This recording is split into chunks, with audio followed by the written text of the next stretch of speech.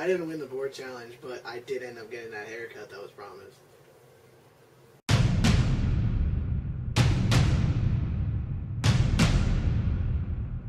What's up? This is Junior. This is Big Papa Grump. We are the Board of Doom, and this is our recap video for the Raw exclusive pay-per-view, Great Balls of Fire. The first presentation for this drive-in experience, the intro was cool for the pay-per-view, but whatever, was Neville versus Akira Tozawa for the Cruiserweight Championship. Neville won, which was good, and he used a low blow in the balls to not really secure the win, but I mean, it did end up winning in the match. He then kicked him and pinned him. So there was no finisher, no submission. It's kind of cool. It was neat. It was a pre-show match, but... Yeah, we were talking during the pay-per-view. Golden Boy pointed out that what else were you gonna put on the pre-show, because it was actually a pretty stacked card. I'm kind of in his camp where I'm tired of seeing the cruiserweights on the pre-show all the time, but you know, it is what it is, and it still ended up being a pretty good match. Tozawa's underrated as far as 205 Live goes. He's going to hopefully become more and more valuable as it goes on, being part of the Titus brand and everything. And Neville is just Neville. Yeah. You know, on that Neville level. He's never going to lose. Yeah. And forever. Yeah, especially since, you know, they're short one competitor now.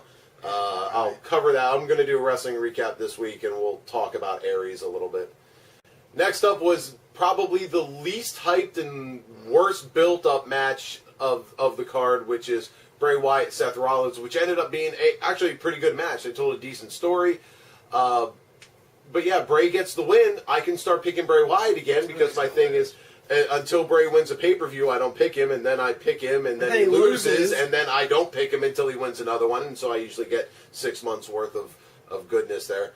But 9 out of 10, right, every month. But yeah, it was a pretty good match. He just kind of, the win just kind of came out of nowhere. You know, just like but it was a decent match. I mean, Bray needed it more than Seth. But against Seth, like, okay, nobody really cared, to be honest. I mean, it was by far, especially since there was like confusion, because it looked like, you know, because Bray had come out and he was focused on Balor, and then all of a sudden he's like, I want to beat up Seth. Yeah, yo, Finn Balor, oh man, you're going against that guy that, like, plays the guitar. Never mind, we're going to cut you out of the pay-per-view. I'm going to beat this guy instead. Or to wisdom. Yeah. Other than that, I mean, it was kind of there. Up next is the highly anticipated, it's Enzo versus Cass. I mean, it was built really well. Enzo carried the mic work like usual. Oh, that opening promo was epic. Great. And Cass carried the wrestling as usual.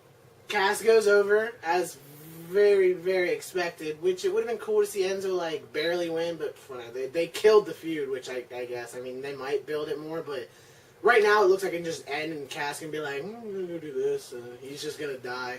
Well, after, like, on Talking Raw or Rawto, whatever the hell, the post-show. It's Raw Talk. Yeah, that. They interviewed Cass, and he mentioned having his eye on the Universal title, so I don't know if they're going to slowly build him in that direction. You know that they're going to push him. So, whatever. Yeah, but I mean, it was what we expected it was going to be. It was, you know, Big Cass throwing the Muppet around for a while, and then getting the win. I mean, Enzo had, like, one flurry, if that. And the rest of it was just him getting up. But, well, I think that's part of the story is going to be building Enzo as, like, you know, the whole tub thumping thing. He gets knocked down, he gets back up again. You know, Frank Sinatra. And they're trying to build his character, and his promo went a long way to already, like, preemptively undoing any damage the loss did. So that's where Enzo's mic skills come into play. Oh, interesting fact. Frank Sinatra is now an official member of the Backstreet Boys. Just ask Enzo's promo. Yeah, that was a little weird how he just kind of slipped that in there and then right back to the Sinatra. But, you know, hey. Whatever. But, you know, I'll take it because it was Enzo and it was pretty entertaining. It was really good. So. Yeah. Up next was the 30-minute Iron Man match for the Raw Tag Team Championships between Sheamus and Cesaro and Matt and Jeff Hardy. And I liked the idea that it didn't go to overtime. I liked the idea that, you know, it was tied late, but not right at the end, and you had Sheamus and Cesaro won, and they outlasted the Hardys. So that was pretty cool. There were a lot of really cool spots in that match. The very beginning of the match was probably my favorite, where they tagged Cesaro faked a tag in, and like Matt kind of had this weird look on his face, so he like missed a clothesline because Cesaro ducked under and he got bro kicked, and then Jeff was like, huh? Yeah, then after that you had the usual, type stuff. You had, you had bro kick, you had the twist of fate, you had the swanton, you had all kinds of stuff going on. Motion, yeah, whatever the heck Cesaro's and Sheamus's white noise thing is, I don't know what they call it. Don't care what it is. It's cool as shit. The Swiss noise. But the we'll go with that. Yeah, but it was an entertaining match. That was thumbs up, or that's it. That gets an up. That brings us to the Raw Women's Championship match between Sasha Banks and Alexa Bliss, which was probably one of Alexa Bliss's best matches of her career. No, there's that ending. I mean, it fits her character. I kind of would have rather something else, but then she got counted out. It fit how she is. Other than that, I mean, I kind of thought it kind of... It has a built-in excuse to continue the feud. Yeah. But, so I thought maybe that, Alexa Bliss was going to win and then move on to Nia Jax, but I think they're going to hold Nia back a little bit, and they're going to let Banks and Bliss feud for a while. I mean, it went well for the first encounter. Yeah, I mean, I picked Bliss to win. Technically, Sasha won, but whatever. She retained. That's the important part in this equation, and it keeps the feud going. It was a solid match. There were a lot of good moments. As with Sasha has a habit of getting sloppy in some of her matches, and so there was a little bit of that.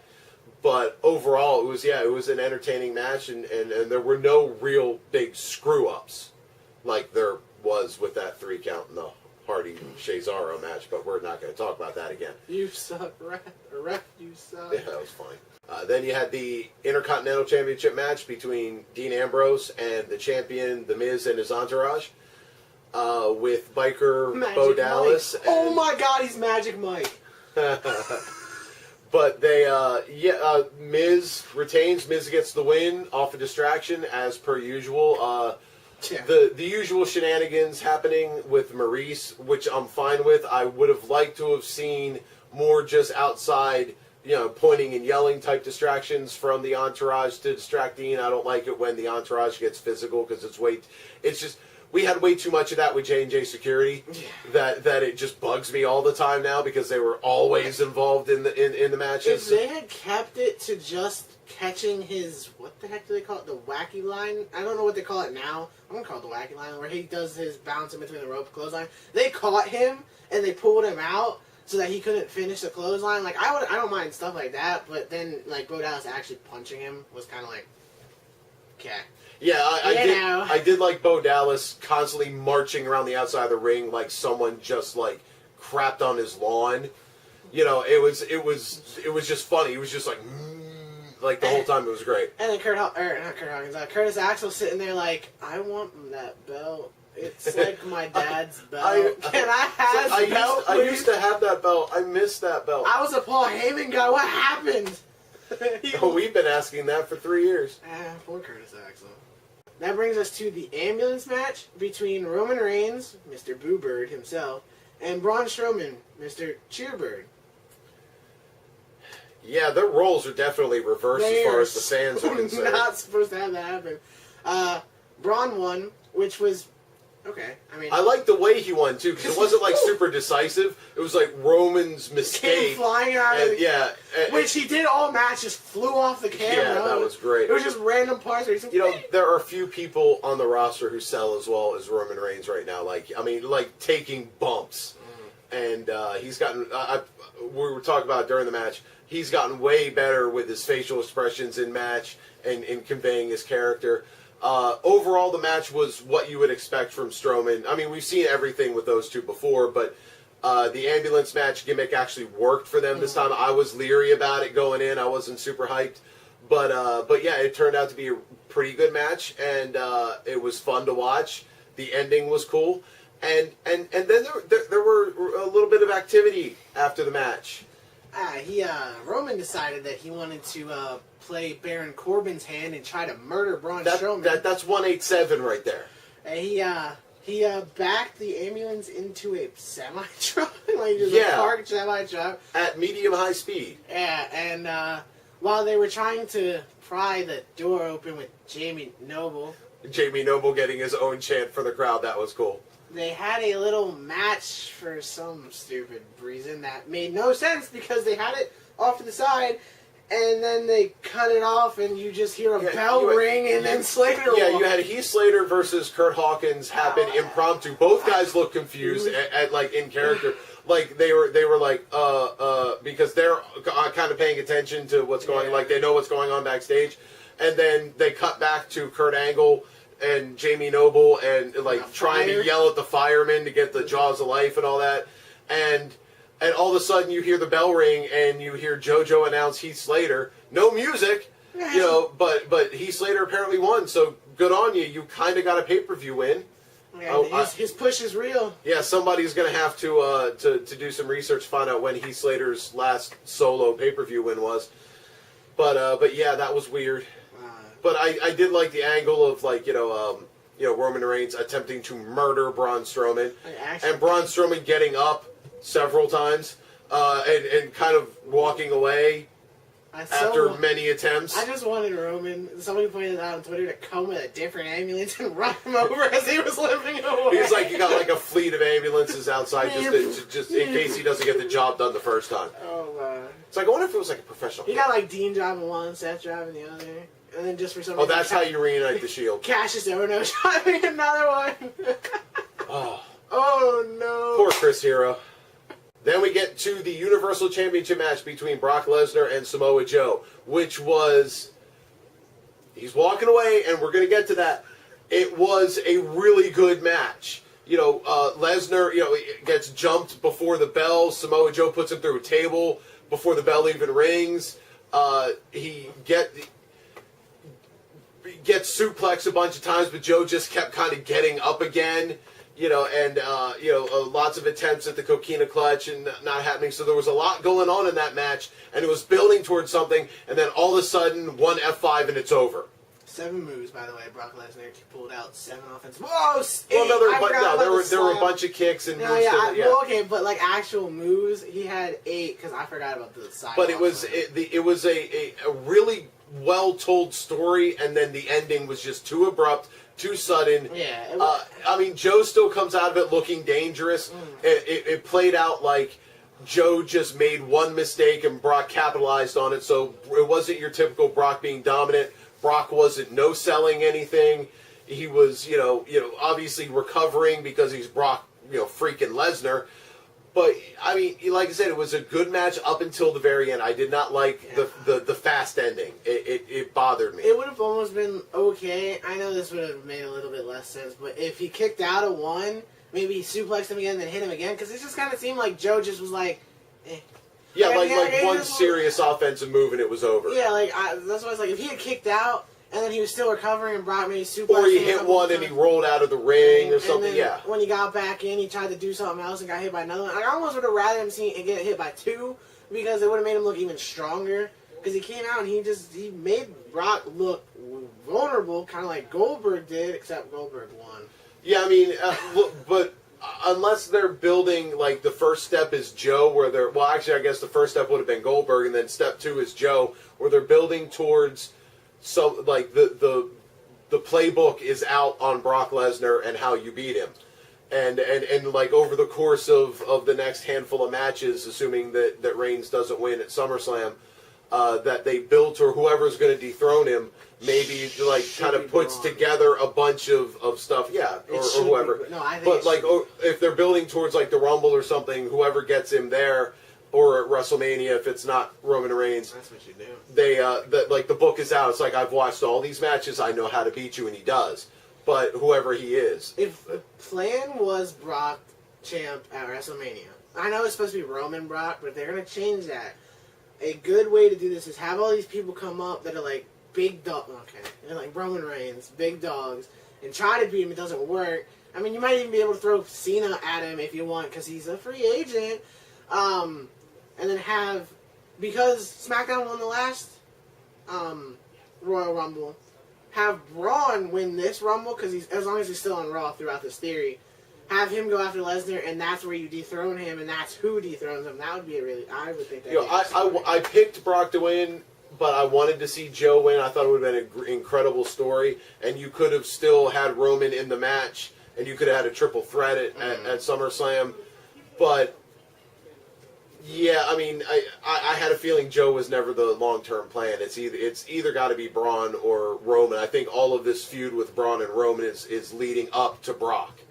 So, I mean, and like a big payoff with Brock somehow. So, hopefully that'll be it. Now is the portion of the recap video where I stare at my phone.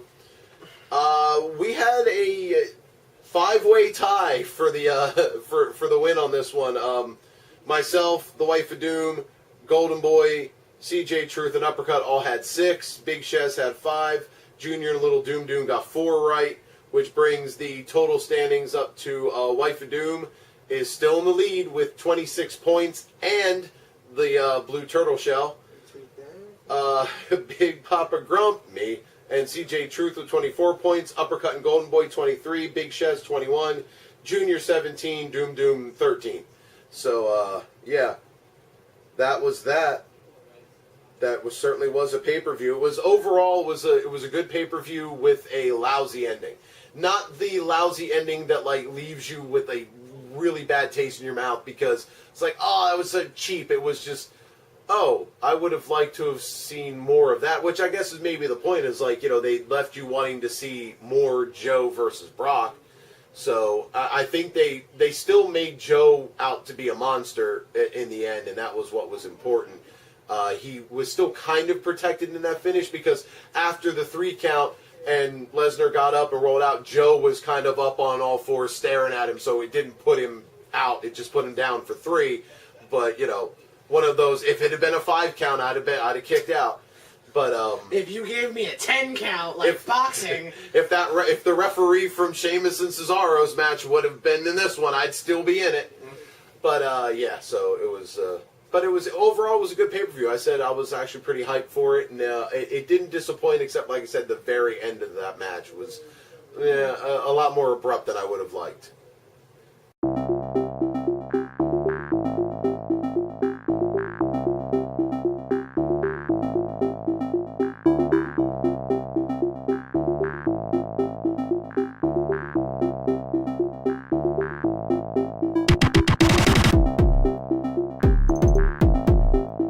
I've been Junior. I've been Big Papa Grump. We've been the Board of Doom. And we'll catch you next time. Top presenter out.